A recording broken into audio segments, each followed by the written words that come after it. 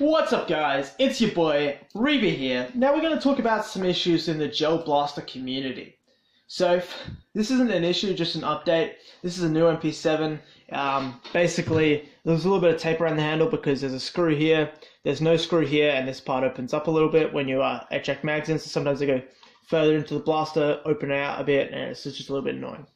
So that's not the issue with the community, but the community issues I'm having is one, importation. To get gel blasters in the state I'm in, and not like mental state, like in the physical state I'm in, basically they have to come through another state, and importation looks at this as an imitation firearm or an actual firearm because they use a plug in air and they consider that compressed air, so basically they consider it a firearm.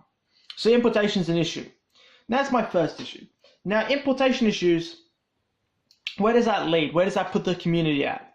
So that basically leads to our second issue with the community, price hiking. Now, I'm not having a go at stores. I completely am more than happy to pay store prices for blasters. If I'm buying from online stores and from Asian places that are where these are manufactured, it's obviously a little bit cheaper. It's a wholesale price. Generally, I don't pay shipping. There's a lot of places that don't ask you to pay shipping, so you know, that's okay. But I'm paying a wholesale price majority of the time. So when I'm paying from a store in Australia, which like 99% of stores don't ship to my state anymore because they get seized at the other state, basically it means the places that are going to ship basically charge more for what they're going to get. And I'm not talking about stores, I'm talking about eBay sellers. I'm more than happy to pay for a store in Australia, you know, $220 for an M4 Terminator Gen 3, $200 and shipping. I'm happy to pay for that. That's a quality blaster. That's fine shipping. But when we look at eBay and we look at M4s and like Generation 1 M4s, mag feeds, being retailed at like $180 plus like $40 shipping, and I'm like, that's a Gen 1. It's pretty poor, and it's poor to see in the community that people are price hiking.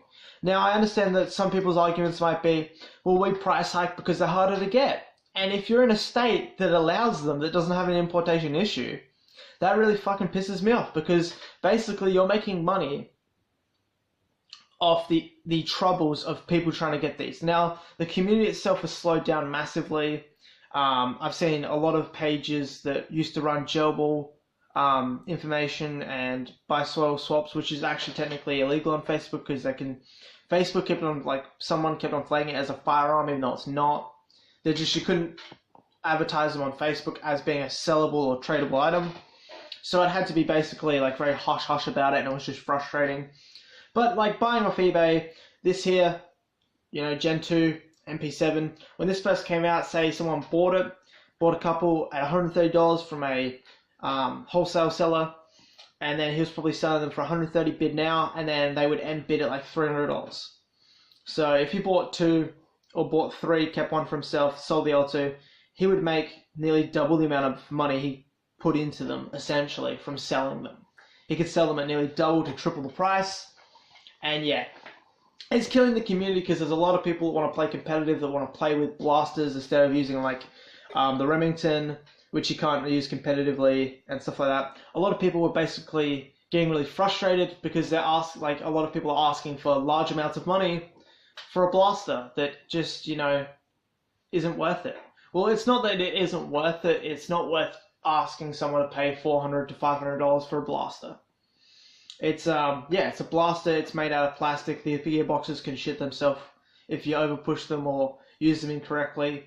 And they're not like a extremely long-term extremely long-term items, so asking $500 for a blaster that could be broken, you know, and misused and broken pretty quickly is really ridiculous. And that's what's killing the community, those two things, the importation and price hiking, because as soon as they price hike, the community shrinks down because a lot of the people don't want to pay.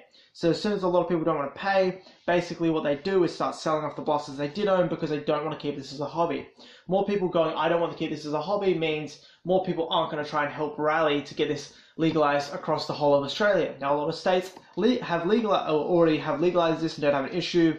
A lot of police stations have said, you know, this is perfectly fine. I've gone to a couple of gelball comps, you know, or skirmishes. They're not competitions, they're skirmishes. It's just for pure fun at this point. But that's the issue. Like, you know, if more people are going, yeah, I don't want to do this, and get mad for paying insane prices, they're not going to rally behind everyone to try and support it as a community as a nutshell. So yeah, importation and inflation is what's killing the community. So yeah, guys, hopefully, you guys have some questions or want to start up comments in the comment section. I'm more than happy to have everyone chatting. I would like to see that. Like all the support I've been getting in my recent videos. I like the subscribers. I like the likes and shit.